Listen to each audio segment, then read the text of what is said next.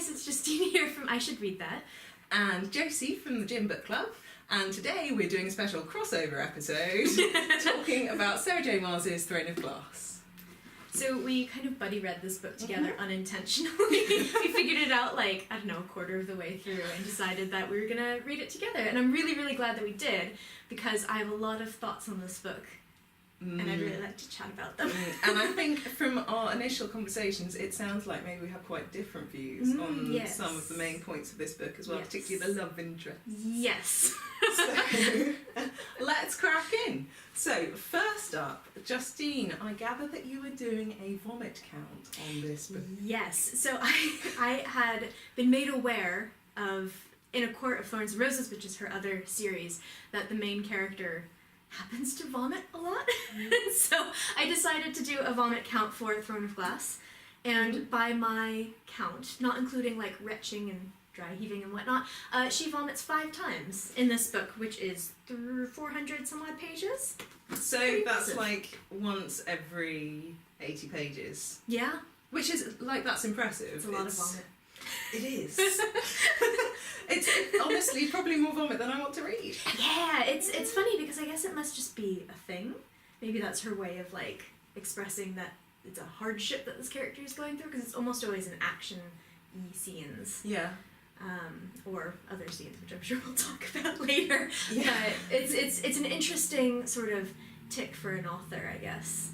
Yeah, I mean, it's one that I would think that people are probably discouraged from, because personally as a reader, it's one of those things that really turns me off. I'm like, don't like vomit. Don't really want to read it. Like, particularly because I'm a, read with my dinner kind of a person. Yeah. I'm a, no, don't want that sandwich anymore. No, thank you. Yeah. So I kind of rather that it wasn't there. But there was that one scene where it was used to some effect that we were both quite keen on. So if you haven't read the book, this is a little bit of a spoiler, I think. But there is a scene in which the main character, who is a girl of 18? 16 to 18? 16. She might be 18. Yeah. She has been basically starved for a year in the mines where she's been forced to labour by the baddie overlords. It's all a bit vague. Yeah, it actually is, yeah. But she basically, having suddenly got nourishment again, starts putting on weight and gets her period back. The first time she gets her period back, she vomits copiously. All over one of the other characters. Which I appreciate. Well, it's funny because you don't get authors talking about periods in fantasy, or really in books in general. But one of the things, it's a weird thing to be interested in, but one of the things that I'd be interested in is how do women deal with this kind of thing in fantasy worlds or post-apocalyptic worlds, because it just doesn't ever get talked about. And I didn't realize that this is one of the books that had that, which I think is really great and is really interesting, and I might have read it a little bit earlier if I had known that, because I find that to be really realistic, and that's something I want to see in books. Yeah, I mean, particularly I felt like it was in fitting with this, because if you've got a book where people are vomiting a lot and are quite stabby, then I'd sort of like to see the other edge of the realism, and it's quite nice that it's not romanticised. It's just like, okay, well, this is my realistic depiction of life in which people vomit and have periods and are human. Yeah. Which is good, I think. Yeah. I think the only other fantasy series I've read where a woman gets her period is the Tamora Pierce ones. The Alana book, that's which I've only just read. I can't think of a single other fantasy book that I've read in which a woman gets her period and it's a point of the plot. I think I've read 2. It's not necessarily a point of the plot, but there's one, The Black Wolves by Kate Elliott, which actually is important. It's a sort of East Asian inspired fantasy. One of the characters, who's a noble woman, gets her period, and it talks about how women dealt with that, which is essentially sitting in a room by yourself for like 5 days. Yeah. And The Poppy War by R.F. Kuang actually has a very, very, very funny scene in which the main character gets her period, because she's a peasant, and she ends up getting her period when she goes off to the school and actually has like nourishment and stuff, and her reaction is essentially grabbing the doctor by the lapels and being like, make it stop. So she ends up actually taking a kind of potion that will destroy her womb, so she never gets her period again. which is a really interesting take on it. It's That quite is. extreme, I'm really, that's one of the books that's on my list at the moment. so I've heard it's good. incredible, but So quite good. hard Yeah. edge. Like, that's not YA in any way. No, shape, or form, no, is no. it? I think the author's made a point of saying that one's not YA. Yeah. But it seems to be. It's funny that it seems to be the more the higher end of YA, or the stuff that's actually adult, because this series is not YA, is it? Yeah. It's one that a lot of people misconstrue as being YA, when in fact it's adult. Yeah. And the books that we're seeing, although I read an awful lot of YA, I don't see periods dealt with in them, which is, to me, is a bit of an omission, because that's your audience. Your audience of teenage girls are going through that, and wouldn't it be nice to normalise it a little bit more in YA? Interesting. Indeed. Anyway, back to the book that we were actually talking about. No, I think that was my fault. Massive sidetrack. So, shall we talk about Dorian and Kale? Am I saying those correctly? So, Justine has listened to this book as an audiobook. Yes. So she's read an audiobook, and I read the paperback, so Justine can pronounce everything and I can pronounce nothing. I don't know how they're spelled, but I can pronounce them. You see, I know how they're spelled, so together, between the two of us, we are We can make one reader. So is it Kale and Dorian? Yes. Okay, excellent. So of the two, which was your favourite? I liked Kale. Kale's my favourite character. Kale's one of my favourite characters. I have two. And I feel like Kale should kind of like just abandon everyone and ride off into the sunset and just have his own adventures, because I feel like he's kind of like put upon. See, I love that, the like kind of put upon, very stoic, slightly grumpy love interest. I'm like, yes. Which is funny because in real life I hate that kind of like man. Isn't that so often the way though? Yeah, that's true. That is true. But yes, Kale was my preference in this little love triangle. See, for me it was definitely Dorian. You see, I don't know, I always like the bastard. That's always my favourite. If I'm torn between two love interests, then it's always going to be the one who's a bit of a rogue, bit of a rake, bit of a scoundrel. The thing that annoyed me though about this particular book was that was kind of understated. So at the beginning of the book, we hear over and over again how much of a womanizer Dorian is, and how he's always around with the court ladies. And then the only scenes that we actually see him in with the court ladies, he just ignores them. Pushes them away. I mean, isn't that bizarre? It's like the author was not willing to commit to the decision she'd made for that character to be a bit of a dickhead. Yeah. And that felt a bit wishy-washy to me, and I wish she'd just gone for it and said, no, I'm going to show him waking up in bed with some random court floozy so that it really cements who he is, because I feel like the way that the story is going to go, that Celaena, is that how you say her Celaena? name? I think it was Celaena. Celaena, I don't know. I feel like Celaena is going to end up... Fantasy names. I feel like Celaena's going to end up having a crack at both of them. Yes. Either way, because that's the way that the story's set up. But it feels like at the end of this book, she's moving away from Dorian and more towards Kale. And I feel like there needed to be a bit more cementing of Dorian being a rogue for that to feel right. Yeah. Because at the moment, I couldn't really understand why she would choose to move away from him or towards him. I don't know, it was just a bit wishy-washy. Yeah, I feel like part of my problem with, actually kind of problem with most characters in the book, is that Dorian felt quite flat and sort of one-dimensional. So he had all these things that she was saying, you know, he's a rogue, he's very handsome. But I didn't really get much more personality out of him. There was a lot of telling and not actually showing these characteristics in play, which I think that was probably why Kale didn't resonate very well with me. Yeah, because he's also very flat, isn't he? Doesn't do anything except grumble.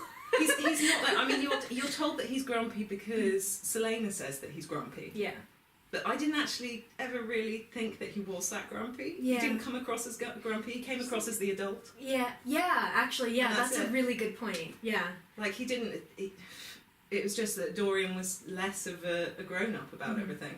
I think you're right. I think certainly those characters were flat. I think the main character, Celaena, was assisted by the first-person narrative. Yes. Because she is also, again, tell, not show. which was one of the problems that I actually had with the book, which I'm sure we'll dive into really deeply in a moment. But she felt, I don't know, she's just kind of, again, kind of one-dimensional. I would agree with that. I think it was easier because you were in her head. Yes. Yeah. But and you get her backstory in pieces through her, and in that way you kind of get a little bit more, but it's forced because it's the first person. So how did you, let's dive deeper into that. Let's go. What did you think about that? I really wanted to love her because I love assassin-y books. So we were saying before this actually that I recently read Nevernight at the end of last year and loved it, which is another assassin book, but like on the opposite end of the spectrum to this one, I think. And that's very much an adult book. It doesn't really toe the line like this one does. But I really wanted Murder Girl. I really wanted her to go and like kick butt, but all she does is tell you, okay, there are these, I have 6 guards around me, I could take that one's, you know, sword and take out 3 of them, but the other 3 will catch me, so I'm going to kind of just stay doing what I'm doing.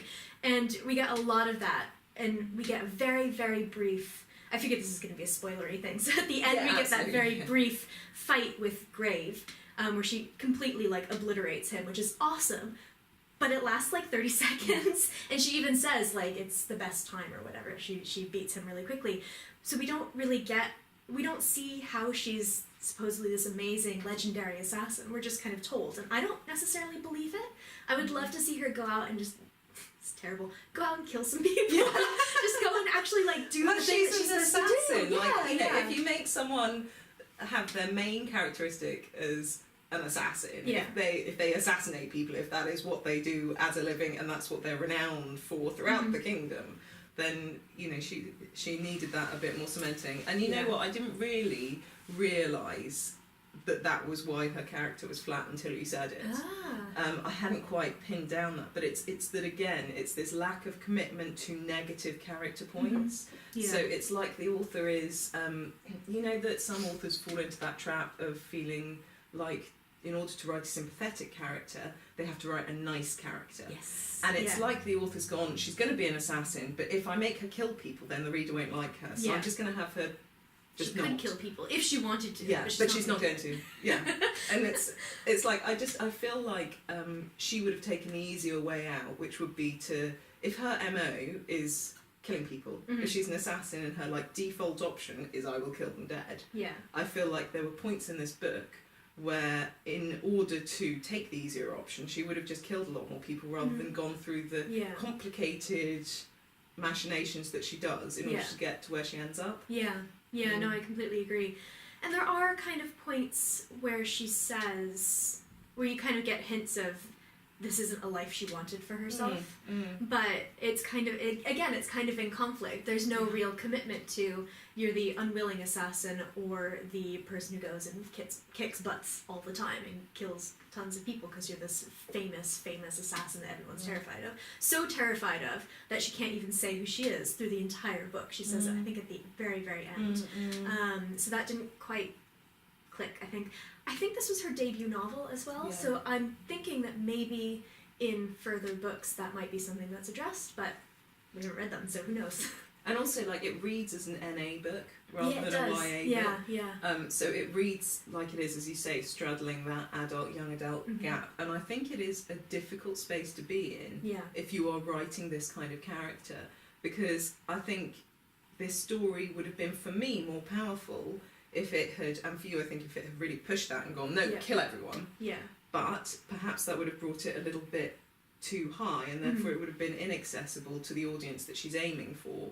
So perhaps it's just a matter of us both being slightly out of the target audience. I think that's a good point, and it's definitely something to consider, because I think this is 2011 or 2012? Yeah, I mean, they've been around a long time. So 2012, which I feel like, and I've talked about this with a couple of other people, there's a very specific kind of YA that happened between kind of like 2011 and 2013, and this is it. And I feel like a lot of the things, from what I've read, which I haven't read a lot of it, but those books from that time period I think have a lot of the same issues that I have with this book, so it might just be a point in time kind of thing. And it is quite difficult to evaluate YA from, or NA as this is, from sort of 6 years ago in light of everything that we've read that's been published since, which has addressed things in a more head-on way, because of course the genre is always developing, and the trends are always developing within that genre, and I think that sort of tendency to be a little bit more stark and a little bit more brutal is a more recent addition to that genre. So perhaps it's a book that suffers with hindsight. Yeah, I think that's a really good point. And it would be very interesting to sort of read through the whole thing, which I'm totally willing to read the rest of the series, because I actually really enjoyed it. But it would be really interesting to see how she kind of grows and evolves as a writer, because I've read The Court of Thorns and Roses. I did not enjoy that book. Right, okay. I would love to talk to you about it if you do end up reading it. I will, because I've been told by one of my other friends that I have to read it. Interesting. So I will read it. I've been told that it's better than this. It's better writing. I think it's stronger writing. Okay. But there's a lot of stuff in it that I've been told there are problematic issues. Yes. So let's put that one over here. Yes. But I do think that she's grown a lot as a writer. The last book in this series came out in 2018, I think. So it would be really interesting to see over 6 years how it's changed. And I mean that level of churn as well, because there are how many books in this series? Eight, and then there are 4 in ACOTAR. Yes. So that's like 2 books a year over 6 years. It's actually really impressive. That's a real churn. And you know what? If for authors with that work ethic, if you've got that churn, then your craft goes up at such a rapid rate, because you're just getting through it. And she's got the advantage of professional editors as well, who's going to be inputting. So I'd expect things to get much better. I have to say though, you know, I really enjoyed this book. This was a 4-star from me. Yeah, 3.5 from me. Yeah. Yeah. I mean, although I can sit back and criticise it, I also just I kept turning the pages. I didn't want to put it down. Yeah. It was a romp. There were things that I could recognise were wrong with it, but what she doesn't do wrong is the pacing. Yes, the pacing is fantastic, and I think there's a lot to be said about. There's a lot of, especially young adult authors, I think, who get a lot of crap. So Stephanie Meyers, who wrote Twilight, and Sarah J. Maas, they get a lot of crap because sometimes the books aren't necessarily. I think we had some trouble with this one, had some trouble with Twilight, but my God, those books are so compulsively readable, and I give them so much credit for that. I remember I picked up Twilight. I was just out of the right age range. I think I was 18 when it came out. And I remember picking it up and being like, I'll just read a few pages, and all of a sudden it was like 3 o'clock in the morning. I was just like, where did the time go? I had a really similar experience with this because I was listening to the audiobook, and I would be on the bus listening, staring out the window really intensely, and then would get off the bus and kind of walk around in circles, or the flat was really tidy because I'd be listening to the book. And I think that that's a really, really important and powerful thing to acknowledge. I think it's one of the most important things in the genre, actually.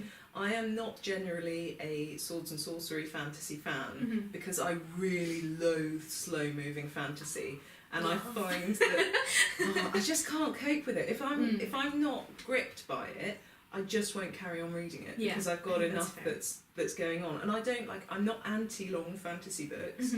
There just has to be enough happening to keep me interested. And so I feel like this is this type of fantasy that is kind of quick-paced, very close to character. You know, it's very character-driven, quick stuff, and it sits really close to the point of view of the main character. I really like that, as opposed to the jumps around 20 different characters who you never really get to know very well. Yeah. I enjoyed that about it, and I think this is the kind of fantasy that I love. Just this one I really liked. I didn't quite love it. Yes, I think it does have the potential again to further on the series. It might be something that I end up loving, and I will fully admit that I went into this book expecting to hate it. Yeah, I did as well, I have to say. Yeah, I really, really have a lot of problems with The Court of Thorns and Roses. And when I did review it, I was very nice because I thought that people would kill me, but now I care a lot less. But I did actually really enjoy this, and I would like to continue on with the series. And I think that there's something. Not every book needs to be super deep. Not every book needs to be super, literary, or needs to be really hard-hitting. Some books are just fun, and this book was really, really fun, and I really enjoyed that. It's rompy, and you're just okay, straight through, read, happy. But it also, it has those moments of realism that we were talking about earlier with, the period scene, etc. That just it gives it a little bit something extra and makes it feel a bit more relatable. Mhm. So let's talk about the contest. Yes. So the whole premise of the book, since we're going spoilery, Yeah. sorry guys, and most people have read this by now. I think. feel like we were the only 2 people on the planet who I haven't know, read it. right? So I feel like we've got license to spoil. Yes. So the whole premise of the book is that the assassin Celaena is taken from the mines in order to compete as the champion of the prince in a contest with 20 something heroes in order to find someone to be the king's champion. And she's picked because she's an assassin and has lots of skills, etc. And so there then follows a load, like 15, something like that, different contest days. A lot. There's a lot of tests in order to whittle down who's the best. And I think it starts with like an archery contest and then goes through all the different disciplines. Poisons, and I think they like climb up the side of a building for some reason. Yeah. You see, I love the potions bit. That was really where cool. they were like, so that there's a scene where one of the tests is they line up different cups in front of the competitors and they then have to put them in order of what the poison is in them and how deadly it is, and then they have to drink the one that they think is the least deadly and suffer the consequences. Yes. And I thought that was a really cool mechanic. I really liked that. Yeah, because you have to actually, it's not about brute strength. Brute strength, it's about thinking and sort of analysing, which I really enjoyed because that you don't really necessarily get that in kind of a book about assassins beating each other up. So I really enjoyed that aspect of it. I did as well. I thought it was really well done. But I have to say that there were a lot of tests. Yeah. And a lot of them happened off page as well. Yeah, which I was really surprised by. I feel like there's, again, it's kind of a telling issue where there's so many, she couldn't have included them all, which totally makes sense. Absolutely not. But we'll suddenly be like, 2 weeks later, we've had 3 tests, and now these people are gone, and you're like, wait, what? Yeah. And I think in some cases you don't even know what the tests were, you just know that there was a test, which was really funny because there's this weird split in the book where in a way it feels like 2 books stitched together, because you have this test but you also have this kind of like murdery, creepy, magic-y thing going on as well, which I think sets up the rest of the series, so it was important. But it was kind of like, wait, what? Yeah, I completely agree. I think there was a strange emphasis at the beginning on the tests. Yes. And because there are so many of them and so many competitors, I thought this is going to be a book about these competitors going through all of these tests and the victor at the end having this position and then continuing on from there. Mm-hmm. And I thought that was the shape of it. And then suddenly the shape of it changes and you've got this odd murder mystery thing that's bolted on. But you've already got all of this test story where there are so many of them and there's so much plot already there that's going on. And then you add in this whole other bit of plot that whilst at the end the 2 come together and have a point that they do cross over, it still felt like, as you say, there were 2 separate books that were kind of... Yeah, she had 2 kind of ideas, and one of them was this book, and the other was, well, I need to go somewhere because the test can't take up an entire series, an entire trilogy, or however many she had planned at that time. So clearly she needed something else there, and it was kind of like stuck on at the end. And it felt a little bit like that because at the very beginning of the story I was invested in the tests. Same, yeah, And I was no, like, that. okay, this is it, and I loved the whole contest thing. But then suddenly she just kind of started looking away from that and looking towards the murder plot instead. And I did find that a little unsatisfying because I wanted the test narrative. Yeah. I wanted the competition to win the prize to be the thing. Yeah. And it ends up just not really being it. Feels almost anticlimactic at the end when she obviously does become the champion. And I think that some of the excitement from sort of working through these tests and being in this horribly deadly situation, she could die because people do die during this competition.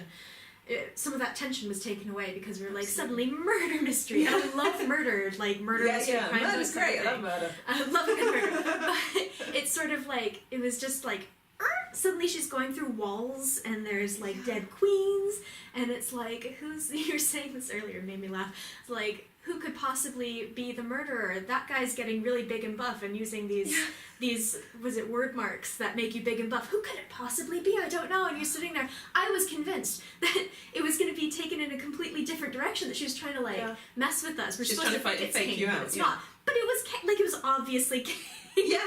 So I sat there at the end like, really? I mean, I wanted to slap her when that happened because it was about, I think it was about 3 pages previously, and she'd commented that she'd found the origin of the weird marks and she had translated them or something, and it said that the weird marks were for the for whoever controlled them to take the power of the dead people into themselves. And then like 2 pages later she comments that Kane's really buff these days and he's getting bigger and bigger and bigger, and it's like chin scratchy. It was I was like you, waiting for a fake out that never turned up. Which would have been a great fake out, but there wasn't one.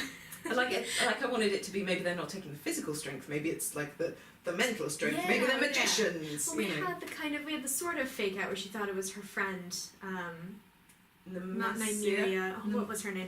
Her friend, who's the kind of captive princess who I loved, who's the other character that I really She was liked. great. I loved her.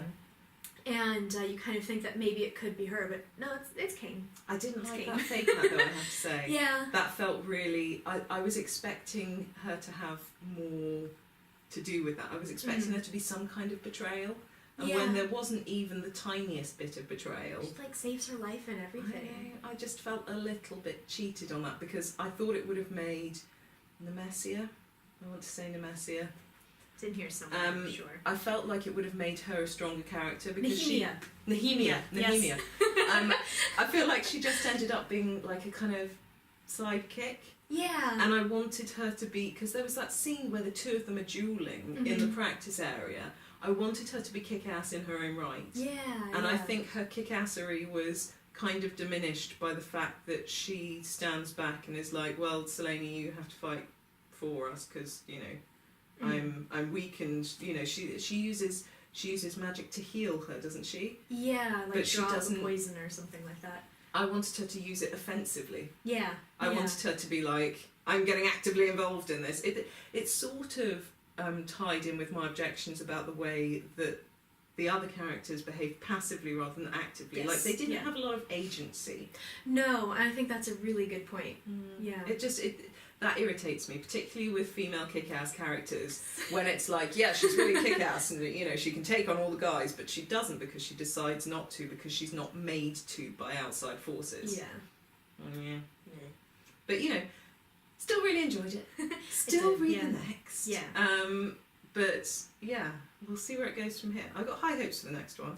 Yeah, I do too. I think it's going to be interesting, especially completely departing from the contest, because the contest is over. Absolutely, Seeing sort of what happens next, because I am interested. I love sort of magic systems and world building and all of that, and I'm really interested to see where that magic goes, because it is interesting to me, especially at the end in that final fight where she's seeing all these like crazy shadows and Kane's this big like monster, and what's her name, the queen, comes in and kind of saves her and holds the shadows back, and that's really cool. So I'm looking forward to seeing how that might be explored later on. I'm also hoping, because it feels like from this book that this is an author who really likes dense plots. Yes. Like, likes to chuck a billion things in one book. I'm really hoping that we'll have more than just the continuation of that storyline. Like, I basically want a fun thing to happen that is a complete story in book 2, that is a complete arc in the way that the contest was a complete arc, and to have the background. So, fingers crossed we'll see what happens. We'll see, yeah.